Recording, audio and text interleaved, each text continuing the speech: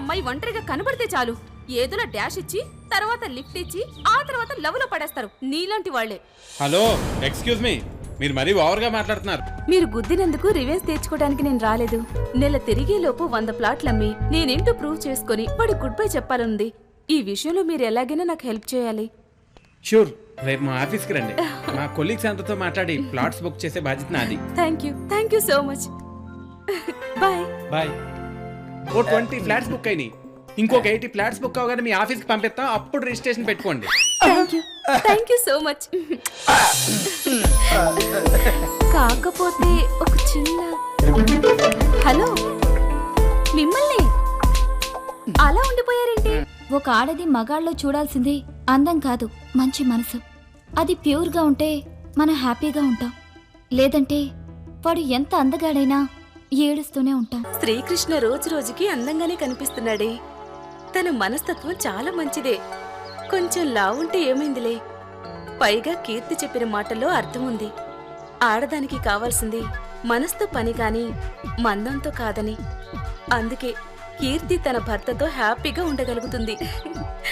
ఏంటి శ్రీజ, నీలో చేంజ్ మొదలైంది. కొంపతీసి శాస్త్రం నిజం కాబోతుందా? ఏమో చూద్దాం.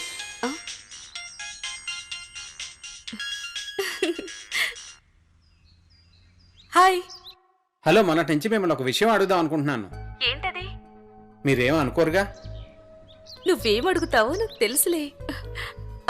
అడగండి. నేను అడిగాక ఇష్టమైతే ఓకే అనండి, లేకపోతే సారీ చెప్పండి. అంతేగాని నన్ను తిట్టుకోవద్దు. నాతో ఫ్రెండ్షిప్ కటిప్ చేయకూడదు. దారిలోకొచ్చాడు గురుడు. పోనీలే, మనం అడిగేలోపు వీడే అడ్వాన్స్ అయిపోతున్నాడు. మనం కూడా వెంటనే ఒప్పేసుకోకుండా కాసేపు ఆట పట్టిద్దాం. చెప్పండి.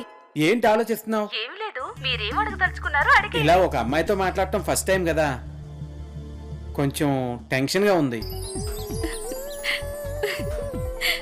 నాకు టెన్షన్ గానే ఉందిరా. త్వరగా చెప్పు. చెప్పండి. అది మీకు ఒక 50 ఫ్లాట్లు అమ్మెట్టాను కదా. అవును. దానివల్ల మీకు బాగానే కమిషన్ వచ్చి ఉంటది కదా. వచ్చింది. అయితే దాంట్లో నాకు కూడా సగం షేర్ ఇస్తారేమోనని. అంటే నేను మీతో పాటు కష్టపడ్డాను, పైగా నా పనులన్నీ చెడగొట్టుని మరీ తిరిగాను. అంటే మీరు నాకు హెల్ప్ చేసింది కమిషన్ కోసమా? కమిషన్ కోసం కాకపోతే మీకోసం చేయడానికి మీరేమన్నా నా లవరా, రిలేటివా? సరే, ఓకే. 2 రోజుల్లో మీ అమౌంట్ అరేంజ్ చేస్తాను.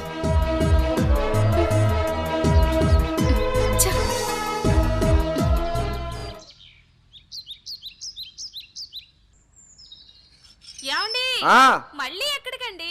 కరాటే క్లాస్కి వెళ్ళొస్తానే. మొన్న తిన్న దెబ్బలు ఇంకా తగ్గలేదు. అప్పుడే బయటకు వెళ్ళటం అవసరమా?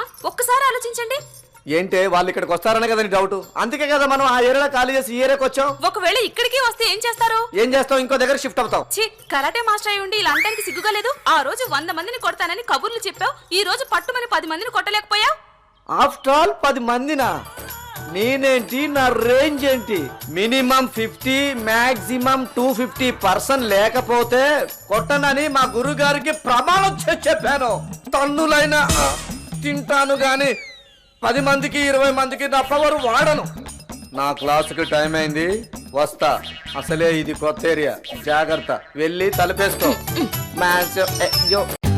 For more updates, like, comment, subscribe to our channel.